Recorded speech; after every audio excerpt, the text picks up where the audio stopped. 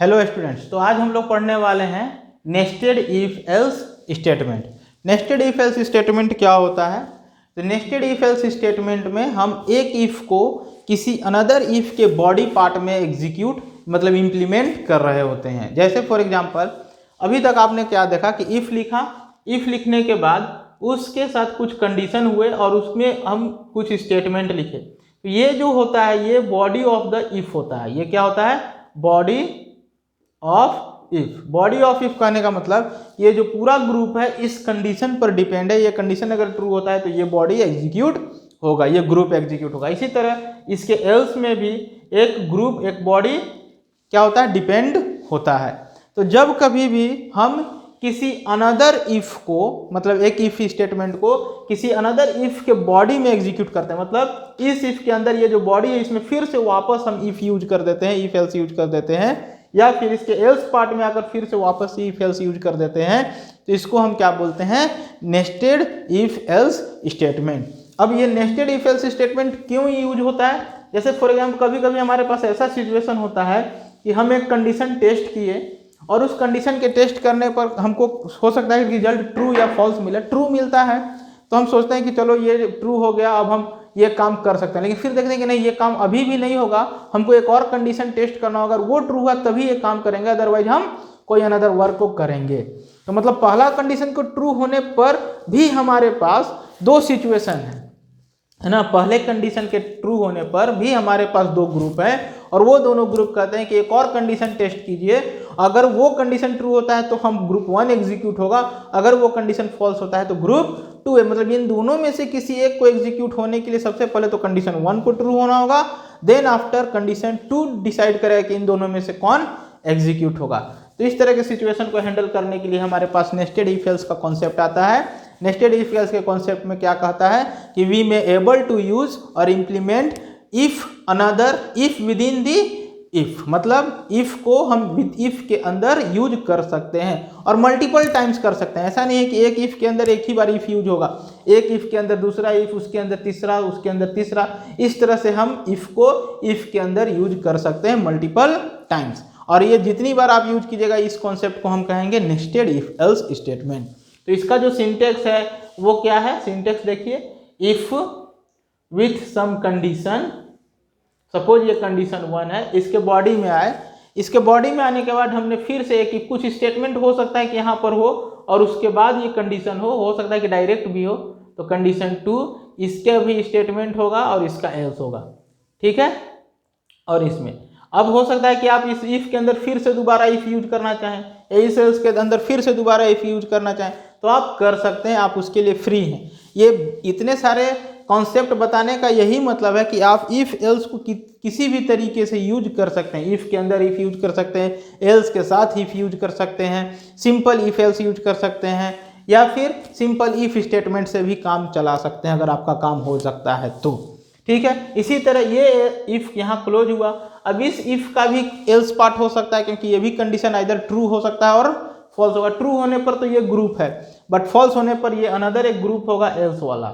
अब इस एल्स में आए, इसमें भी हो सकता है कि आपको कंडीशन टेस्ट करना पड़े अनदर, तो आप इफ लगाकर कंडीशन टेस्ट कर सकते हैं, है ना। ऐसा नहीं है कि आपको लिए यहाँ पर नहीं है कि एल्स के साथ आप इफ नहीं लगा, एल्स के अंदर इफ नहीं यूज कर सकते, आप कर सकते हैं। और इसके साथ भी कुछ स्टेटमेंट होगा। जैसे मान लीजिए यहाँ पर है स्टेटमेंट 1, है ना, यहाँ पर है स्टेटमेंट 2 और यहाँ पर आपके पास है स्टेटमेंट 3 और इसका भी एल्स होगा और इसमें है स्टेटमेंट 4, ठीक है। और इसके बाद ये एल्स क्लोज।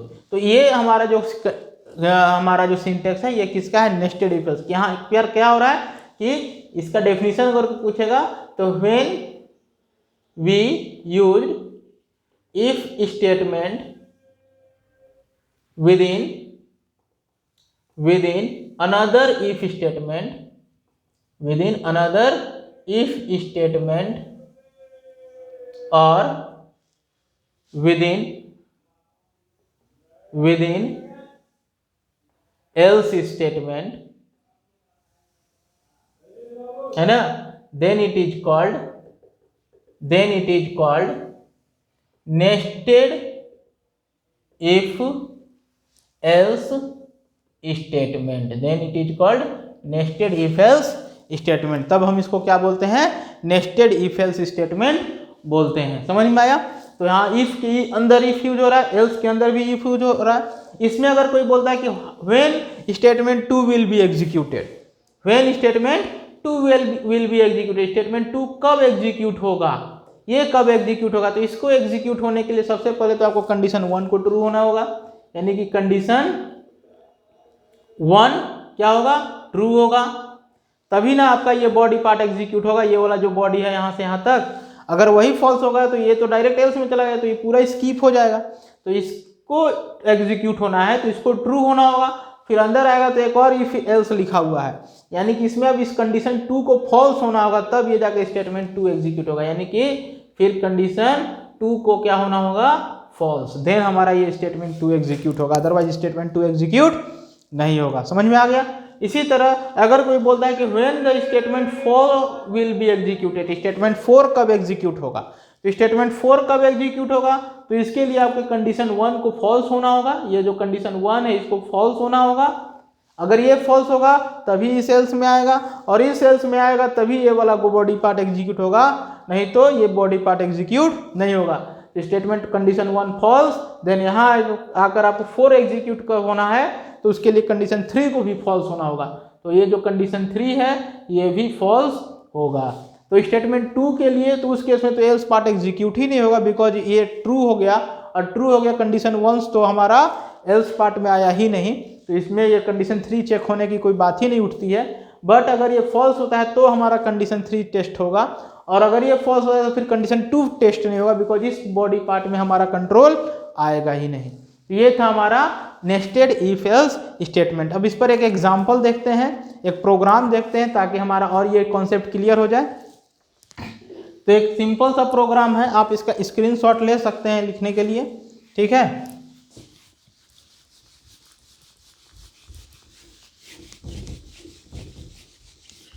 अब एक प्रोग्राम है इस पर, जो हम लोग पिछले लेक्चर वीडियो में हमने जो इफ एल्स इफ लैडर पर जो हमने प्रोग्राम किया था, सेम प्रोग्राम।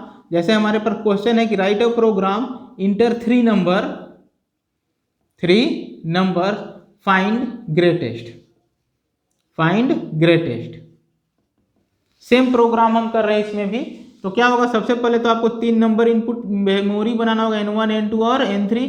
स्कैनर का ऑब्जेक्ट आप बना चुके होंगे, ठीक है। system.out.print शॉर्ट में लिखे हैं, बट आपको प्रोग्राम में पूरा लिखना होगा। इंटर 3 नंबर्स, ठीक है। और N1 इक्वल टू, एग्जाम वगैरह में जब भी आप लिखेंगे तो ये पूरा कॉन्सेप्ट लिखेंगे, system.out.print, और क्लास वगैरह जो है पूरा कॉन्सेप्ट आपको लिखना होगा। ऐसा नहीं कि आप सिर्फ मेन कॉन्सेप्ट जैसे हम यहाँ पढ़ा रहे हैं वैसे लिख दीजिए। हम यहाँ इसलिए शॉर्ट में लिख रहे हैं क्योंकि ऑलरेडी मैंने वो सब आपको पिछले लेक्चर वीडियो में बता दिया है, बार बार वो लिखेंगे तो टाइम वेस्ट होगा, सो मैं वो नहीं लिख रहा हूँ। बट आपको पता होना चाहिए कि इसके पहले और क्या क्या लिखना है। आपको इंपोर्ट करना होगा यूटिल पैकेज को, देन आपको क्लास क्रिएट करना होगा, मेन फंक्शन क्रिएट करना होगा, तो वो सब कुछ आप कर सकते हैं। आप मल्टीपल फंक्शंस भी बना सकते हैं, आप पर डिपेंड करता है। तो यहाँ पर हम लोग क्या करेंगे, N1 में इनपुट लेंगे SC डॉट नेक्स्ट इंट। अब यहाँ पर कंफ्यूज नहीं होगा कि SC क्या है, तो SC is the object of scanner. हम मान कर चल रहे हैं कि SC नाम का एक ऑब्जेक्ट बना हुआ है, आपको बनाना होगा, ठीक है, मान कर नहीं होगा। फिर N2 is equal to SC dot next int, then N3 is equal to SC dot next int, ठीक है। अब इसके बाद आपको क्या करना है, इन तीनों में ग्रेटेस्ट। तो सबसे पहले हम N1 को पिक किया और इसको कंपेयर किए सिर्फ N2 के साथ। किसके साथ कंपेयर किया हमने, सिर्फ N2 वैल्यू के साथ कंपेयर किया। और इस कंपेरिजन में हो सकता है कि ये ट्रू हो जाए, और इसके ट्रू होने का मतलब है कि value of N1 is greater than N2। But इसके ट्रू होने का सिर्फ यही मीनिंग निकला कि N1 is greater than N2, ये नहीं कंफर्म हो पाया कि N1 is also greater than N3 और नॉट। तो उस चीज़ के लिए हमको इसके अंदर आने के बाद वापस से N1 को चेक करना होगा कि इज ग्रेटर देन N3।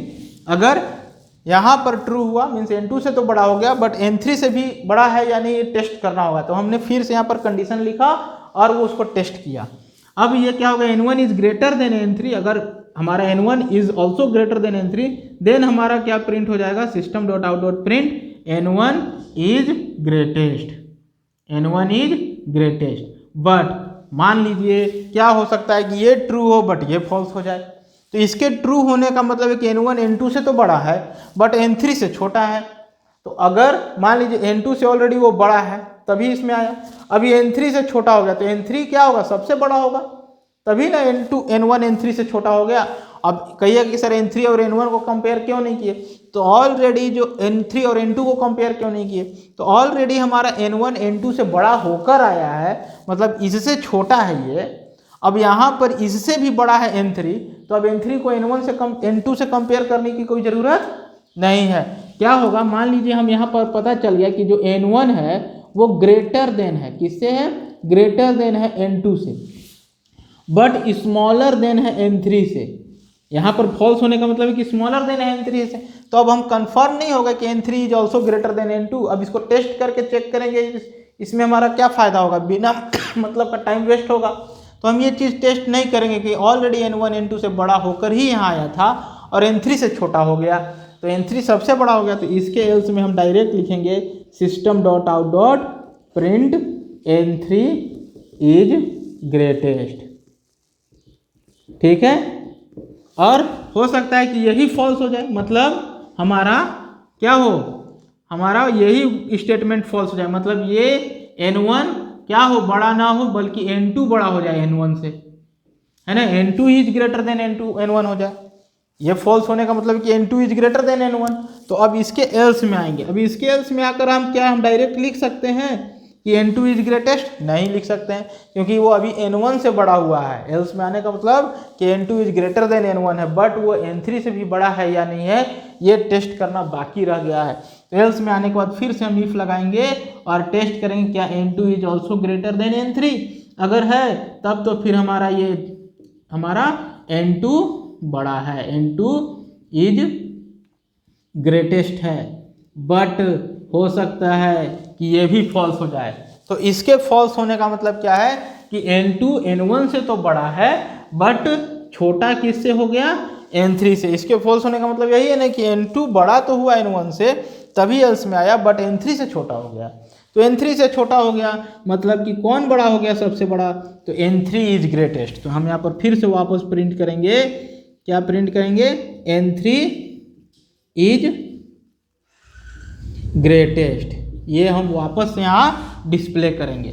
अब कहिए ये सर 2 बार क्यों लिखे, तो अगर ये फॉल्स होता है तो ये पूरा का पूरा स्टेटमेंट ही स्किप हो जाएगा, ये ग्रुप ही स्किप हो जाएगा, डायरेक्ट एल्स में आएगा। अगर हम यहाँ दोबारा नहीं लिखेंगे तो N3 इज ग्रेटेस्ट हमारा प्रिंट नहीं हो पाएगा। और ये भी हम देख रहे हैं कि ये फॉल्स हुआ मतलब N2 बड़ा हो गया N3 से, अगर ट्रू हो गया तब तो वही बड़ा है, लेकिन फॉल्स हो गया तो N3 बड़ा है। तो ये था हमारा इफ एल्स इफ लैडर पर एक प्रोग्राम, एक एग्जाम्पल।